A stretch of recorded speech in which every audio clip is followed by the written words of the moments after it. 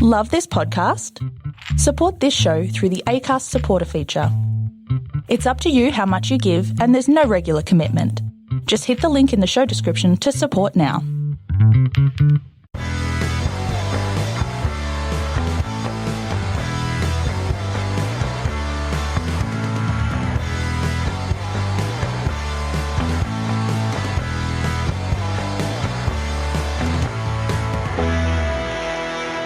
Hi everyone and welcome to the Cognitive Recalibration Podcast. As always, I'm your host Shravan. We got Tyrone here with us. Hey everyone. Why the pause? I just can't hear anymore because that was so loud. I thought you paused for dramatic effect. Yes, I did that as well. So today we're going to be talking about the Tomorrow War. Yes, today, not tomorrow. Not tomorrow. Today's war, tomorrow. We're talking about tomorrow's war today. Yes. So this is the Amazon Studios film released on. We watched it yesterday. We watched it yesterday. It released a couple of days ago in time for the. But it's tomorrow's war. It's yes, yeah. But we're reviewing it today. But we watched it yesterday. Yeah. I get where you're going with that joke now. It's not a joke. It's just observation. I'm just observing what happened.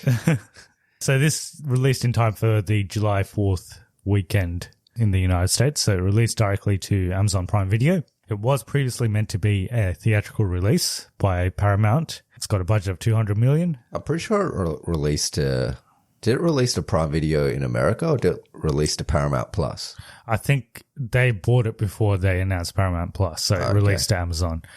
Amazon bought the rights for this for $200 million. Direct to streaming release. It's starring Chris Pratt. I think he's the headline. It says that even the title says Chris Pratt, The Tomorrow War. Chris Pratt's Tomorrow War. It's his war. But it's tomorrow. Not today. But we watched it yesterday. Directed by Chris McKay. So he directed Lego Movie previously. So he was one of the directors on Lego Movie. And he was involved in a lot of the other Lego movies. I think he does a lot of writing, doesn't he? He doesn't direct much, but he writes a lot of stuff. I think so, yeah. So he was a co-director for the Lego Batman movie as well. Sorry, no, he directed the Lego Batman movie and he co-directed the Lego movie. And Chris Pratt's in the Lego movie, isn't he? He is. Yeah, he's the main character. Apart from that, he's not really involved. He hasn't really done too much more. So he's directed this movie, and apparently he's going to be directing a Nightwing movie, which I didn't know even existed. Did you know that there was a Nightwing movie coming up? Yeah, I think I did. I don't know. DC announces a lot of stuff. He's also directing a movie called Johnny Quest. Does anyone know what Johnny Quest is? Is it a comic as well, Johnny Quest? Young adventurer Johnny Quest joins his scientist father, Brenton Quest, along with the best friend, Haji. Oh, I vaguely remember this. Race Bannon. Is this a Hanna-Barbera thing? His pet bulldog. Yeah, it's a Hanna-Barbera. Remember this? Remember this thing? I don't think I've ever seen it, but it looks familiar. It's like Scooby-Doo / Yeah, it is an animated Hanna-Barbera series. Hanna-Barbera. What are the other Hanna-Barbera? Like Jetsons? Scooby-Doo. Flintstones? Yeah, Flintstones. Josie and the Pussycats. Yeah, it's one of those. Not looking forward to that one. Okay. In terms of TV, he's done Robot Chicken stuff. Apart from that, not too many other things. Yeah, just Lego stuff. Apart from Chris Pratt, it's got the only other sort of known actor, I guess, is J.K. Simmons in a minor role, I would say. He's not in it that much. And apart from that, I don't know anyone else in this movie. I've seen a lot of these people in TV shows, but their names I wouldn't know. Do you know the big fat guy? Well, yeah, I think I know the one you're talking about. The guy at the start. The guy at the start. It's a fat guy. He dies. Oh, yeah. The one with the beard. Yeah, he's in something that I cannot remember at this moment. Oh, yeah, he's in Brooklyn Nine-Nine. And the girl who dies is also in Brooklyn Nine-Nine. Oh, okay. So both of them are. Yeah, they're both in Brooklyn Nine-Nine. There's like familiar faces. Familiar, but overall forgettable because they're not really in it that much. It's mostly about Chris Pratt. What is the story of this one?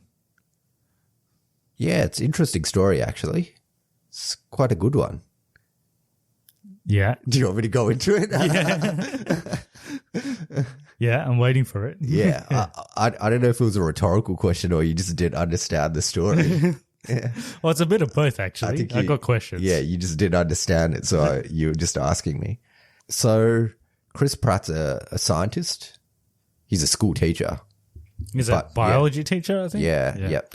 But he was an ex. But he's ex-military as well. So he can do everything. It's the Soccer World Cup final, and 2022. Yeah. Yep. And they're watching the final, and then Brazil versus France, I think. Brazil versus France, someone, maybe. Yeah. Brazil versus someone. I can't. Who else wears blue? It was obviously Brazil. It's definitely Brazil, but I'm not sure who the other team was. Yeah, it could be France. But anyway, the game gets interrupted because people come from back the in time. Future. Yeah, they're back in time from the future, and they're like, we got a war, and we want you to fight our war. And it's tomorrow's war. That's the story. That's right. And then they start recruiting people, just ordinary people from the past to go to the future and fight this war. Yeah. Because There's only like 500,000 people in the left future alive. in the future, yeah. And then Chris Pratt is obviously involved in some way. They need his skills in the future. They need Chris Pratt. Yeah. Yeah, they just need Chris Pratt. He's got a special set of skills. We can jump into positives and negatives, but I thought this reminded me of multiple movies at multiple times. So firstly, it reminded me of Interstellar because... It didn't remind me of Interstellar. Because of the father. Nah, not really. Then every movie that has a father-daughter. No, but he meets the daughter in the future. He meets like an older version of his daughter. Then that literally happens for like 2 seconds in Interstellar. And in Interstellar, she's like a grandma. Yeah. Nah, you're pulling at straws there. It didn't remind me of Interstellar. Not Interstellar. All right. Okay, we'll cross that one off. Yeah. Edge of Tomorrow? Yeah, it did remind me of Edge of Tomorrow. Yeah. It kind of could be in the same universe as Edge of Tomorrow almost. It seems like it's, very similar to Edge of Tomorrow. I guess general time travel type movies like Terminator, I guess, except it's the reverse of Terminator. So you're sending people into the future. Yeah. Yeah. I actually had a list. Let me find my list. It's a physical list that you have. Yeah, he's actually going to find a list. I found my list. You got a list? Yes, I got a list. So, the other movie was Quiet Place. In terms of it has monsters in it? Yes. Yeah. And it's like apocalyptic. I think you're stretching a little bit there. Then you could say it's like Independence Day because that has aliens in it. Yeah, it is like Independence Day. Yeah. Now that you mentioned it, that's not on my list. I'll add it to my list. It's a bit like Alien. Not Alien, Aliens. Yeah. Because it's more action type. Yeah. Then it could be like Predator as well because that's got an alien in it. I guess. But in Predator, yeah, it could be. I think you're stretching a little bit. Yeah. What about Avengers Endgame? No, it's not like that at all. How about Fast and Furious 5? Fast 5. It's got a car in it, so I guess it's like that. It's got multiple cars. Yeah. But I just thought it was reminiscent of a lot of it's kind of like I felt like it was like Edge of Tomorrow. Yeah, it's like a combination of a lot of movies. But it's probably inferior to all of those movies. Yeah, I wouldn't say it's that much inferior, but it's not as good. Yeah, it's not as good as some of those. Which ones is it better than? I know. What was on the list again? Interstellar. It's better than Independence Day. 100% better than Independence Day. Is it really? Independence Day is trash. Okay. Interstellar, it's not better than that. It's not like Interstellar. That shouldn't be on the list. Quiet Place? Yeah, probably not better than that. Yeah, it's not better than Quiet Place. It's not better than Edge of Tomorrow. No. It's not better than Terminator. At least it's better than some. The second one. It's better than some of them. It's better than some Terminators, but yeah, it's like a general time travel / sci-fi action movie. I found it to be a bit generic. I guess we could jump into positives and negatives. Positives, I guess Chris Pratt is a positive. He was good. I think they could have probably used him a bit more. They probably could have used his humor a bit more. Did it have to be Chris Pratt in this movie? Could have been anyone, I think. Yeah, but you could say that about most movies, I feel like, these days. Chris Pratt's also an executive producer on this one. So it's the first movie that he's ever produced, yeah. I thought the concept was interesting to an extent. I thought the concept was cool, but it was reminiscent of Edge of Tomorrow. Like that's what it reminded me too much of. And Edge of Tomorrow does it better. But I thought it was an interesting concept. It was interesting, but it could have been more interesting. Because everyone's seen time travel movies now. Like, this is not something that it's like new to people. Like, people have seen it. So I feel like everything in this movie was not really that original. I probably would have had more of your opinion if it wasn't just straight to streaming. Because as a straight to streaming movie, this is like top tier. Yeah, so I was gonna discuss that because it's straight to streaming, are we being more lenient on it? Because I think so, yeah. If it was in the cinema like it was originally meant to be, would we be much more negative on this? Probably. But as a straight to streaming, this is probably the best straight to streaming movie I've seen this year. I feel like there was definitely a better one than this year. Straight to streaming. Wasn't there a straight to streaming? Well, Ryan the Last Dragon and that theatrical. Luca is straight to streaming. I think this is better. This is on par with Luca. Nah, I think Luca wasn't that great either. Like, it wasn't amazing, but I think Luca was better than this. Yeah. In terms of like action movies that come to streaming though, like this is good. Yeah, like, yeah. It's better than all the Netflix stuff that they put out. I guess it was better than Army of the Dead. Yeah, yeah. I mean, not that much better. It's not like that much better than it. I think it's the same sort of ballpark as Army of the Dead. But watching it as a straight to streaming, I think I'm okay with it. You can pause it and you can walk away and come back. Definitely, if it came out in the cinemas, I think we would have been harsher on it. And that's why I'm not sure if we're meant to have this division. Like, if it's streaming, we treat it slightly more leniently. If it's not, because it's still a movie. So generally, we should treat them the same. But that being said, I think it's still not a terrible movie. Yeah. So I still enjoyed it. It's pretty predictable. The concept was cool. And they could even go back to the universe and it'll be interesting as well. Possibly. Yeah. But I think they've sort of closed it up, and we can get into it in spoilers, but I don't think there's that much scope or appetite. I don't think anyone after watching this is like, I definitely need to see a sequel. Like, I wasn't like that. I'm like, this is enough. I thought it was it was different enough that it wasn't just a direct copy. Yeah, but it was kind of a copy of multiple things. That's why it doesn't feel like a direct copy. Yeah. I feel like there was a lot of... I feel like you're stretching with some of the stuff copied, though. You're just saying, like, any alien movie is a copy of it. No, like, I genuinely felt like it was a bit like Interstellar, though, because the way he has his relationship with his daughter, because he's like, oh, I'll come back, and then he goes, and then he has this adventure, and he ends up meeting her anyway, and that's like saying that, though. Most movies about father-daughters or father-sons or whatever are like that, so... I guess it didn't have the emotional depth that Interstellar had anyway, because I didn't really care about any of the characters, including Chris Pratt, to be honest. But saying that, we watched this like with pausing it in the middle and stuff like that. It might have been a better experience if we just watched it straight through. Maybe. Yeah. And they did try to weave in. It could have been even more generic, but they tried to weave in some stuff around his relationship with his father and then his relationship with his daughter. So that sort of added a bit more weight to it.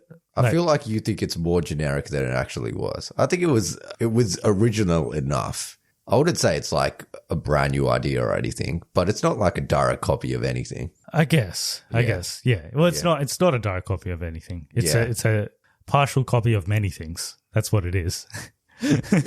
Yeah. So negatives wise, I thought the CGI was a bit wonky. Like, it didn't feel like that's another thing. So because it was on streaming, I was like, yeah, it's fine. Like, wonky CGI, it's okay. But if it was theatrical, I'd be like, this is not great CGI. I don't know if you felt that, but I thought most of the sort of the aliens, I guess, that they face, they don't really look that good. Probably on par with like A Quiet Place, though. I think like the CGI is probably as good as that. It's on the screen we saw it on. Except they're much more prominent in a quiet place. Then you don't see them that much. Yeah. So they're not on screen much, but in this, it's a different kind of movie. It's not a horror movie, so it's an action movie. So you see them a lot more. So I thought that was a bit of a negative. Edge of Tomorrow, it's probably on par with the creatures. This is a much bigger budget movie than Edge of Tomorrow, though, I think. Yeah. So it probably should have looked better than it did. When you start doing time travel movies, like I said earlier, people have seen a lot of time travel movies now. It's people are pretty well educated on the way time travel works, at least in movies, because, you know, we've had, going all the way back to the Future, we've had different versions of time travel. So I feel like in this, there's moments where you're meant to feel emotionally connected with the character because something is going to happen that's going to change the character's past or future or whatever. But we know how time travel works. So, like, if someone goes into the future or someone goes into the past, there's a chance that things can change. I think it's a different dimension. Yeah. I think it's two different dimensions. Oh, okay. So you mean it's like a different reality? Yeah. Yeah, it's not the same future. Yeah. Okay. Because in their past, in the future's past, no one ever comes back to their past and warns them that the war's coming. So it's not like a loop. It's not a loop. Well, yeah. That wasn't that evident to me. Why would they? Did this future just want to save another reality from the war? Is that why they came back? Because I would have thought they would have. They came back to try and get people to save their future, if that makes sense. Because they come back to get people in the army to kill the things. So they didn't come back to warn them. They came back to take them. To save their reality. Yeah, but then we can get into spoilers, but kind of wasn't the plan. Well, yeah. I think the original plan was different to what happens in the end and the actual plan. Yeah. Anyway, like we can talk about that stuff maybe in spoilers, but I thought when you start doing time travel stuff, especially now, because people know how they've seen a lot of time travel movies and some movies have done it pretty well and some movies I think if you think of it as two dimensions, though, it makes sense. It sort of makes sense. I guess you're right. Yeah. Again, another thing is alien invasion movies. We've also seen quite a few of those. Yeah. So I didn't feel like it added anything. Nah, the aliens are pretty generic. Yeah. More in terms of alien invasions. And apart from that, I've just got sort of spoilery stuff, so I guess we can jump into that. Okay, did you have anything else to say? Non-spoiler? Nah, not really. I thought it was all right, though. This is probably the closest I've got this year, apart from the movie I'm going to talk about later in this episode, to a cognitive regression. But I'll still probably give it a cognitive recalibration just because it's not that bad. It's okay. It's a mediocre movie at best. It's got enough in there to sort of watch once, I think. I think being on streaming, I would watch it. Yeah. I'll definitely watch it. It's worth a watch. Yeah. And I think people will. I think they've timed it so that there's no major release this week in terms of theatrical, and it's a long weekend it's the July 4th weekend in the US, so they've sort of timed it around that. So I think they'll get decent viewership on this. It's better than most of your. It's definitely better than most of your action streaming movies that come to all the platforms. Okay, so if you haven't seen The Tomorrow War and you care about spoilers, come back to this point in the episode. I'll leave the timestamps in the description and you can listen to our spoilers. So the other stuff I want to talk about, so the time paradox type stuff, because I thought it wasn't evident to me that it was a different reality. I thought it was all the same. Yeah, well, I thought about it, and that's the only thing that makes sense. Yeah. So it's a different dimension. But then they talk about, Chris Pratt talks to his friend before they go into the future about the paradox, because they only pick individuals that have already died in the future to go into the future. So doesn't that mean that it's the same timeline? Not necessarily. Maybe you can't bring someone that's already dead in a different dimension to your dimension. You mean that's still alive? Oh, it's still alive. So you can't have two people. Or else it creates some sort of paradox. Yeah, I just wasn't. Because I was thinking through all of that. I don't think they explicitly say it. Yeah. But then they kind of rely on that to like for some emotional weight, especially when he goes into the future and he sees his older daughter, and then she's basically going to die in her future, but he's like, I'm going to fix it. I'm going to go back and I'm going to go back to the past, but then he's going to come back to the future again or something to help her fight in the future. I don't think he says that. I think he says that first. She said when she first says that they have no chance in this future. I think he's like, "Oh, I'll go," when she creates the antidote thing. Yeah. So if the reality is that if he goes back in time and he's got the antidote, it means she survives in the future, essentially. So he wouldn't have to come back. Yeah. So if he, but that's if it is a time. That's if it's in the same timeline. That's right. That's why I didn't get it. That's why if it's two dimensions, he has to go back and then come back again to save her. But he can't come back. But then technically, this is not even really his daughter then, because the daughter is in his reality, which is where he came from. So technically, after he goes to the future, up to the point where he goes to the future, the daughter's exactly the same. But after he goes to the future, it's two different daughters. And I guess that makes sense because he's like, oh, I wouldn't, because in that future reality, he leaves his wife and he dies in a car crash or whatever. And he's like, oh, that wouldn't happen in my past. So he changed after that. After he went to the future, it's two different people as well. So it's the two timelines. I guess so. But that's not very clear. It's not evident. It makes sense if you think of it like that. Other things that there's small logic, and I didn't really mention this in negatives, but there's like logical stuff that you kind of just have to go with. Like there's this part where they talk about a volcano and there's like, oh, we need a volcano expert.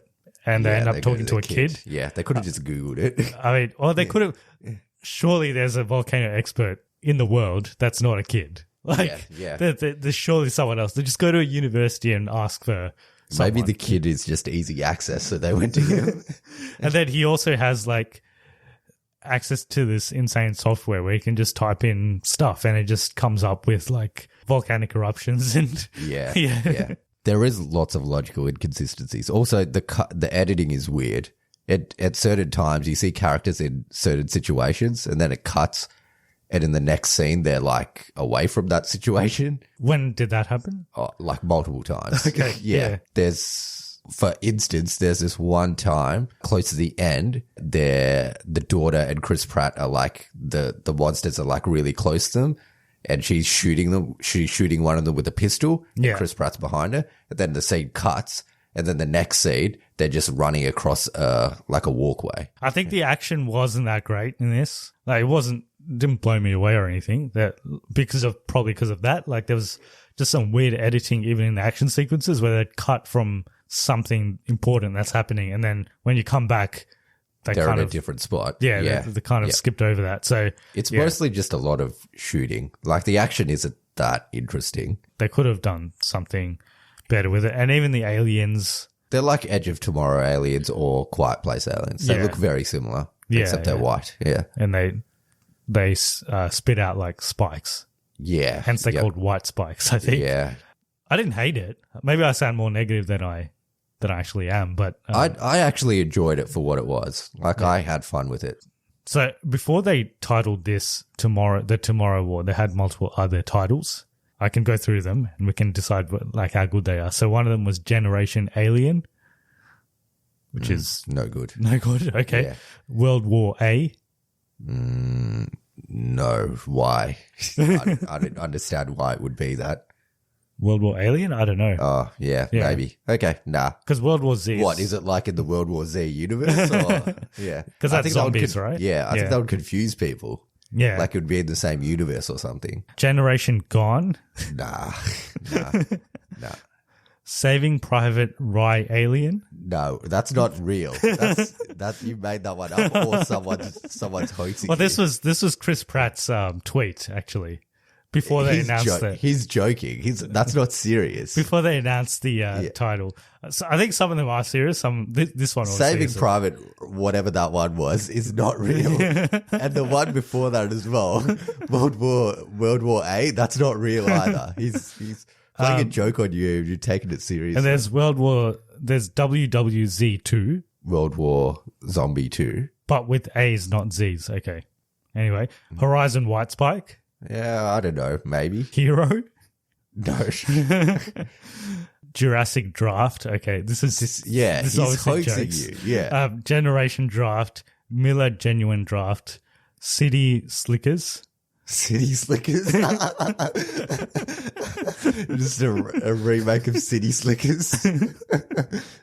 Alien Dawn, Rapture Dawn, Apocalypse Dawn, Hero Dawn, Destiny War, Saving Tomorrow, and the last one was Tomorrow War. Saving Tomorrow is not bad. Some of those were clearly jokes. I thought they were serious. I took them way too seriously. Yeah. I think the initial title was Ghost Draft, which was, I think it was just a working title. Yeah, he posted that back in November of 2019. So this was meant to come out quite a while ago, I think. But obviously, COVID. Which might be why there's some weird editing stuff, because they probably didn't get to shoot everything they wanted to shoot. All right. Anything else? Not really. I thought it was a good time. So we're still giving a cognitive recalibration. So I guess our cognitive recalibration streak continues. Yes. Except for Quiet Place 2. Yes. Which we'll keep going back to.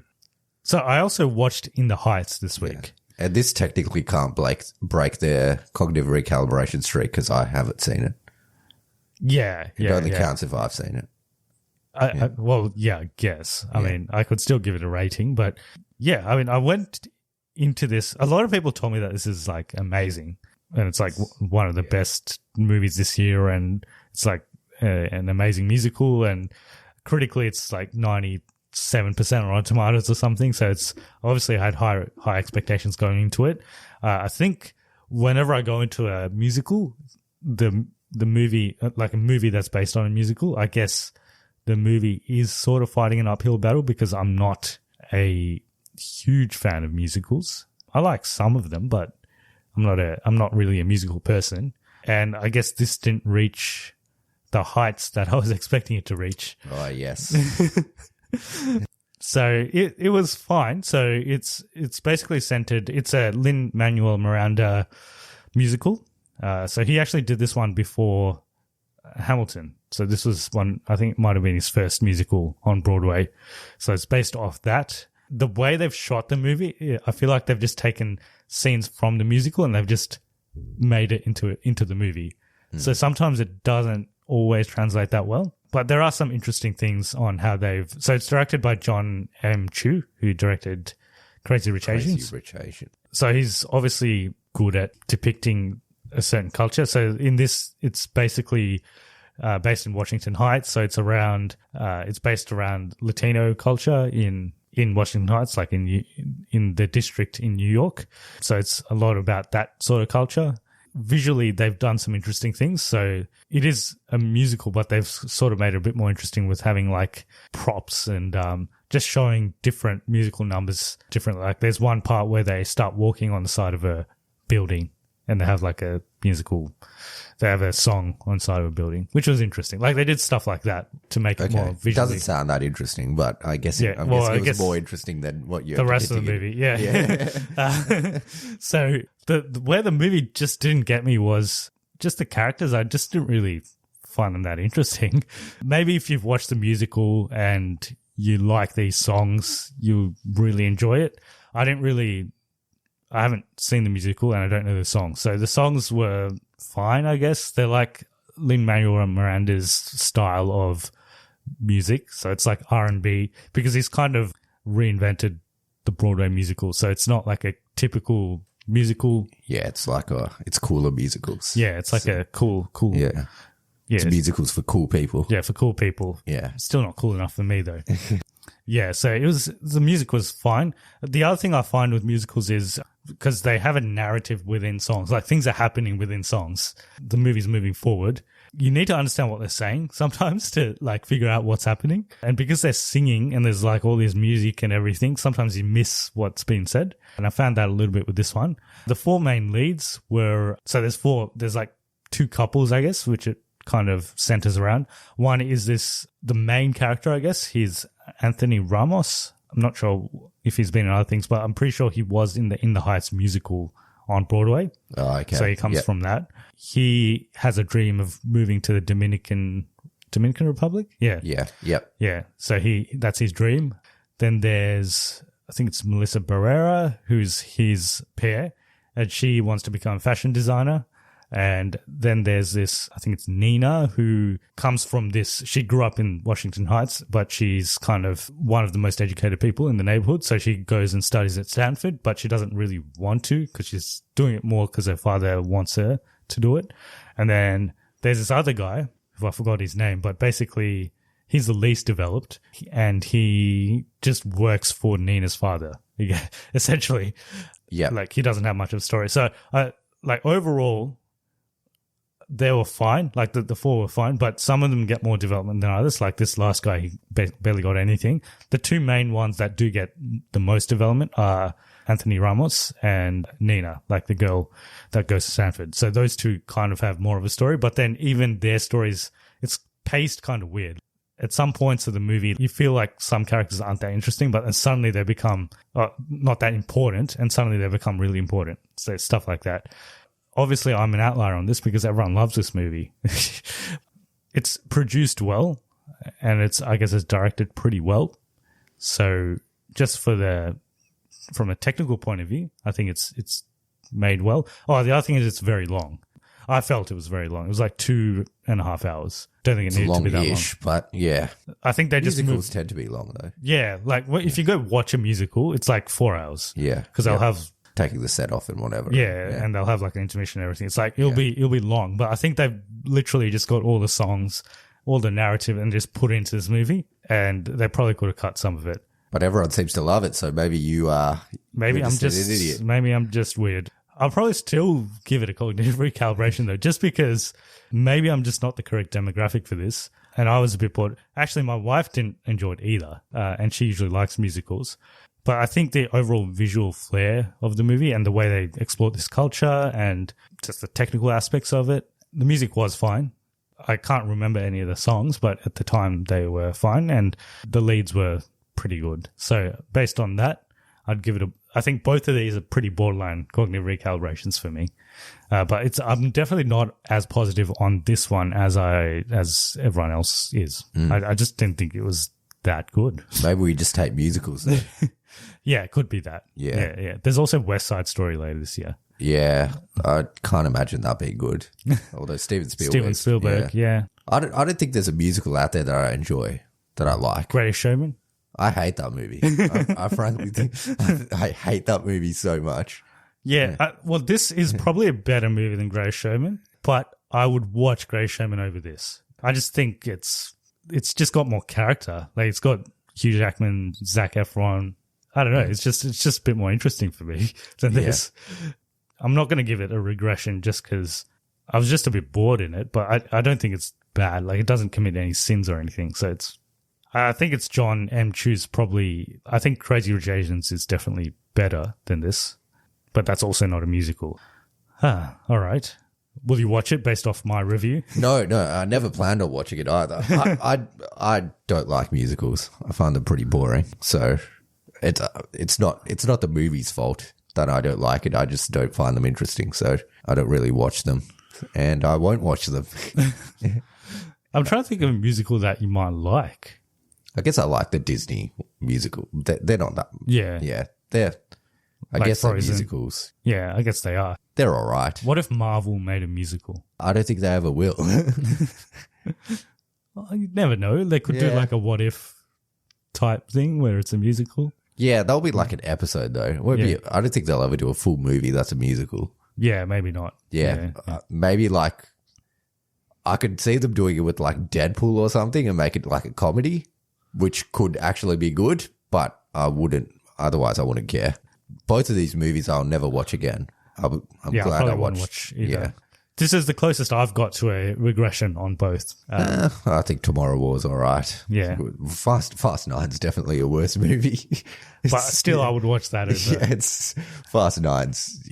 Not a good movie, but we had fun with it. Yeah. And I think critics understand what Fast and Furious movies are as well, because you don't see those ones getting like 20%. Nah, they actually score all right. Like so I think they 60 or something. They understand what they're trying to go with those. But they're clearly not good movies, and this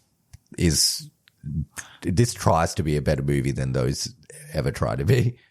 Yeah, I think that's the key thing. Like this tries to be a proper it takes itself seriously. And At times, yeah. We're talking about the Tomorrow War again. But it's basically tries to take itself a bit more seriously. And that's why you have to take it seriously. And that's why it kind of it's not as good. Yeah. Whereas Fast and Furious, the people making it aren't even taking it seriously. So there's comedy in this movie. It's not super serious. It's got levity. More just it's got chuckles. It's got chuckles here and there. Oh yeah, and J.K. Simmons was barely in it. Yeah, he's hardly in it. I thought he was going to die at the end. Yeah, same. But they take it he didn't out, have to slice his hand. Like it was not necessary, man. But anyway, it is what it is. All right, so I think that's all we had this week. This is kind of a in-between week. But I think from next week onwards, it's full speed forward because we've got Black Widow, then Loki, then a whole bunch of other stuff. Space Jam. Did we want to watch Space Jam next week? We could probably just wait. We could probably wait. Yeah. Unless, maybe, I don't know. We could watch it if you want. I don't mind. We won't be reviewing it till later anyway. But yeah, next week, Black Widow.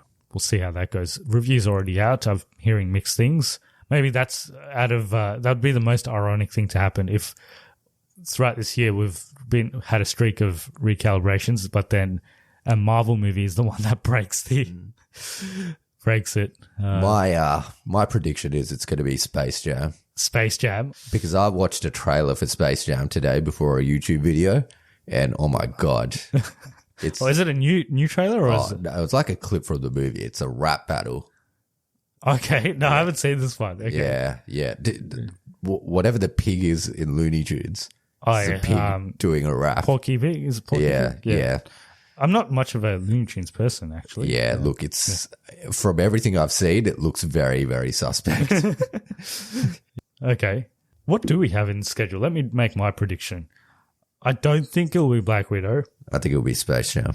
Yeah, I don't think it'll be Black Widow. I already know it's not Loki because we've seen 4 episodes of it and it certainly hasn't been bad. We've got, it could be Snake Eyes. Yeah, I looked at the trailers for Snake Eyes actually look all right. Looks like it has some good martial arts in it, so. Could be okay. I saw a trailer for Jungle Cruise before In the Heights. Looks fine. It looks like they're trying to do another... pretty generic rock movie. It looks like they want it to be another Pirates of the Caribbean style thing. Oh, okay. Yeah. Because it's also based off a ride. So we'll see where that goes. I don't think it'll be terrible. Suicide Squad, I think probably be all right. Yeah. If we get past Space Jam, then we've got Jungle Cruise, which might be okay. Suicide Squad, which should be okay. Then we got our review for The Bad Batch, which should be fine. I haven't watched any of it, so yeah. Free Guy. Could be okay. Shang-Chi. Should be all right. But if we get this far, I think this has got to be the one that's going to break the streak, and that's Venom, Let There Be Carnage. Yeah, I don't know. Could be okay as well. It's directed by Andy Serkis. So, yeah, let's see how far we get. Yeah. I don't think we're getting past Space Jam, to be honest. I think it's going to be Space Jam, so. Okay. Yeah. Yeah, we'll see. But after Space Jam, we might have another good streak. We could have a bit of a streak, yeah. Because then we got Dune and... But there has been bad movies this year. We just haven't reviewed them or seen them. Yeah, but like mainstream-wise, there hasn't been really bad movies this year. I think The Hitman's Bodyguard's Wife's meant to be pretty bad. Yeah, I've heard it's... Yeah. Whatever. Yeah, isn't there some like, what's her name, Melissa McCarthy film that's meant to be pretty bad? Oh, on Netflix, right? Yeah. It was on Netflix, yeah. I think there's still bad stuff out there. We're just not watching. We just haven't watched it. Yeah. Probably. In terms of what we watch. But compared to our previous years, I think this is definitely a long streak. Yeah. The stuff we're into has been pretty on par with what we expect it to be, I guess. All right. Well, I guess we'll see. If people want to get in touch with us and tell me about how good In the Heights is and how wrong I am, how do they go about it? So they can contact us on cognitiverecalibration@gmail.com or on all platforms. Just search Cognitive Recalibration. Yeah. So that's Twitter, Facebook, Instagram. We're on all of those. If you want to support the podcast, you can do so by giving us a good review on iTunes. That makes us more discoverable on the iTunes search engine. If you're a listener on Spotify, Stitcher, or any of the other podcast platforms, if there's a mechanism for you to give us a review, please do so because that will make us more discoverable. But otherwise, just listen to our episodes. because that's what drives the algorithm. So just listen to the end. Even if you haven't watched the movie, I think I've said this in the past, just listen to our non-spoiler section and just let it play till the end, but you don't have to listen to it just so that we get the download. All right, so another episode down. Next week, we will be watching Black Widow. Next week, we will be watching Black Widow. I think we'll just have our normal Monday release, but if we can release it early, we will. But I think we might not be able to, just because we thought we could watch it early, but looks like we can't now. So it'll probably be the normal Monday midnight release in Australian Eastern Time. So whatever that translates to, it's a Sunday for most of the world actually. So Sunday release in the States. Cool. All right. So thanks everyone for listening.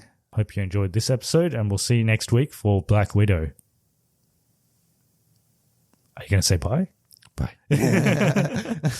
All right. See ya.